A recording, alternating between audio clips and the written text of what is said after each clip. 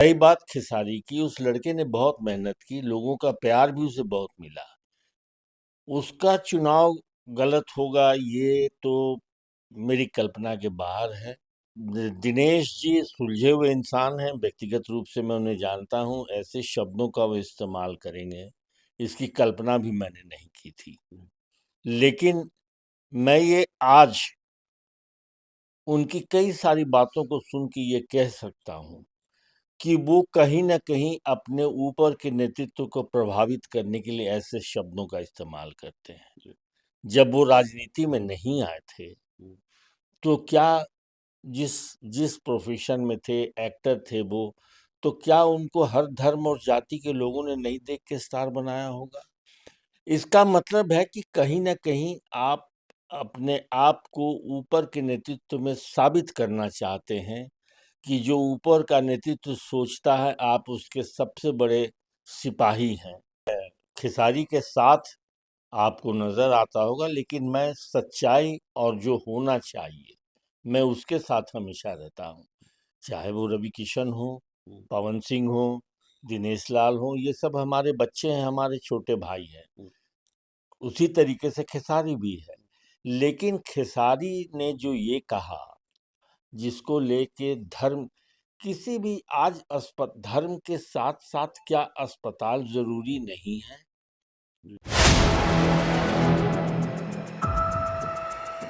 नमस्कार, आप देख रहे हैं 4 पीएम और मैं हूं अभिषेक मिश्रा। देखिए, इस वक्त हमारे साथ जो शख्सियत मौजूद हैं, इन्हें भोजपुरी फिल्मों का अमिताभ बच्चन कहा जाता है।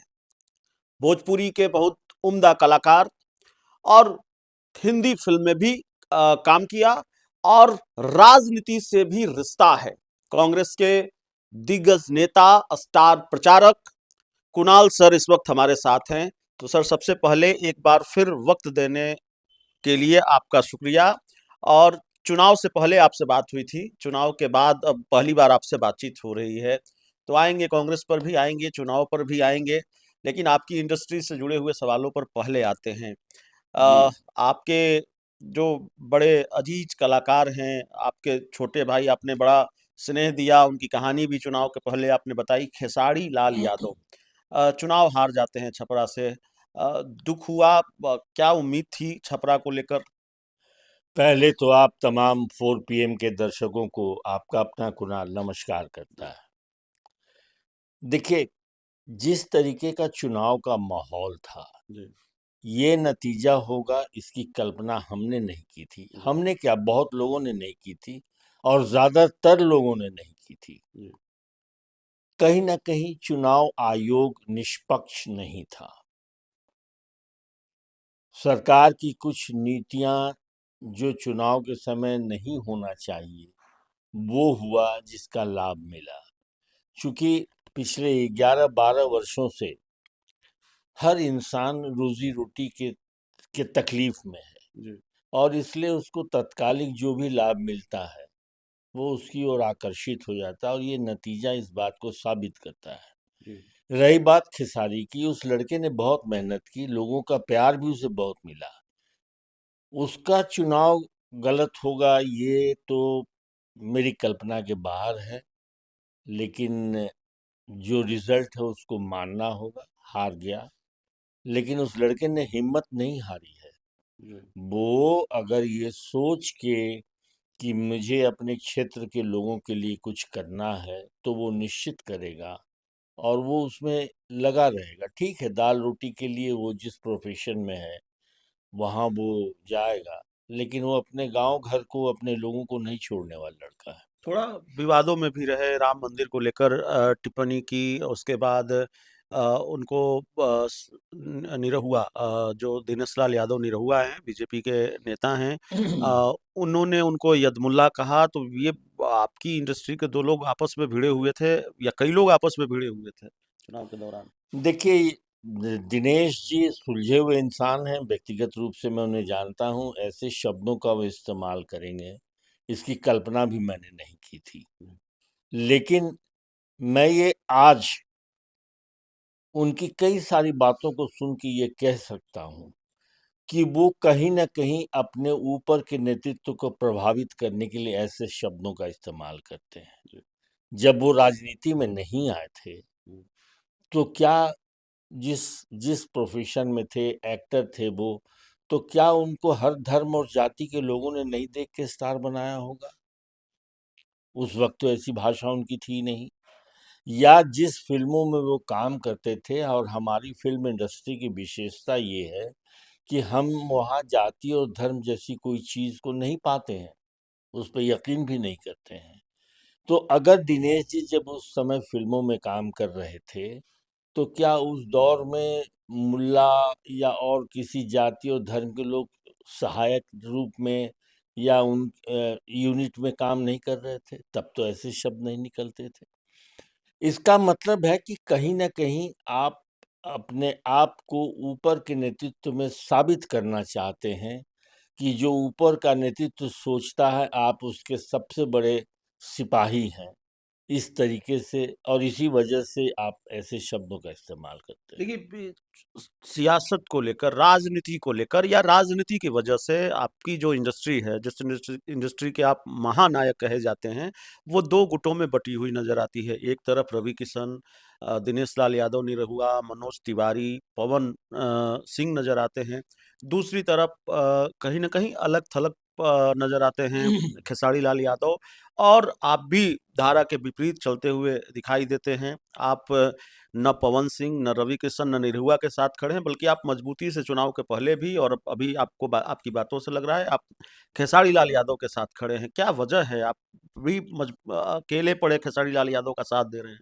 नहीं, मैं खेसारी के साथ आपको नज़र आता होगा, लेकिन मैं सच्चाई और जो होना चाहिए, मैं उसके साथ हमेशा रहता हूँ। चाहे वो रवि किशन हो, हम्म, पवन सिंह हो, दिनेश लाल हो, ये सब हमारे बच्चे हैं, हमारे छोटे भाई हैं। हम्म, उसी तरीके से खेसारी भी है। लेकिन खेसारी ने जो ये कहा, जिसको लेके धर्म, किसी भी आज धर्म के साथ-साथ क्या अस्पताल ज़रूरी नहीं है?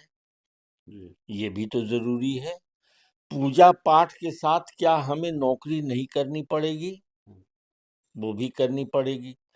तो जो ज़िंदगी की आवश्यकताओं की बात की, हो सकता है कि खेसारी जो कहना चाहता था, वो सही तरीके से कह नहीं पाया। हम्म।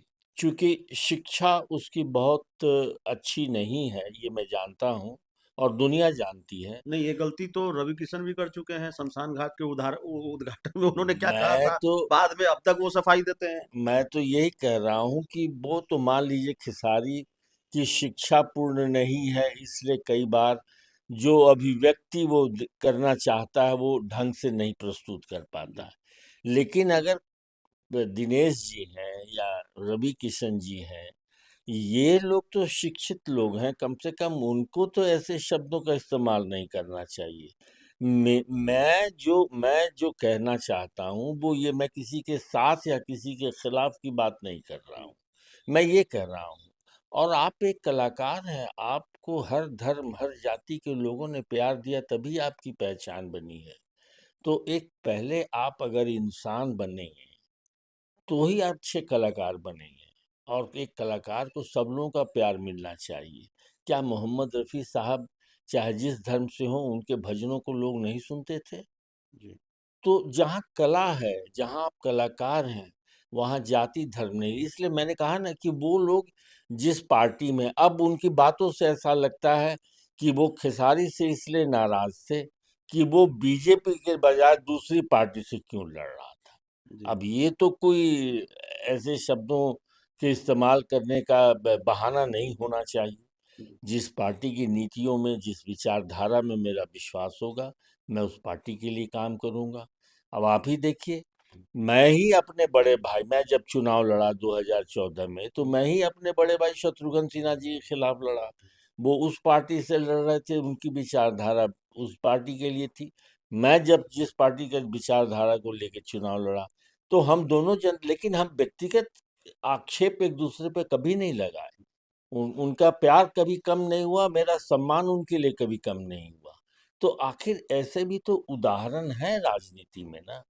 फिर ऐसी बातें क्यों अपने अल्फाज से निकालना? और आप आइडियल हैं, आपको नौजवान आपको फॉलो करते हैं, आपको आदर्श मानते हैं, तो कम से कम ज़ुबान से तो आपको बहुत सही बोलना चाहिए। चुनाव नतीजे आने के बाद खेसारी लाल यादव से बातचीत हुई आपकी? नहीं, बात नहीं हुई, चूँकि मुझे लगा कि एक आदमी बहुत उम्मीद से चुनाव लड़ा था। लेकिन हाँ, अब ये घाव धीरे-धीरे भरेगा। हमारी तो मुलाकात मुंबई में कहीं न कहीं शूटिंग में होगी ही, तो हम विस्तृत बैठ के बात करेंगे।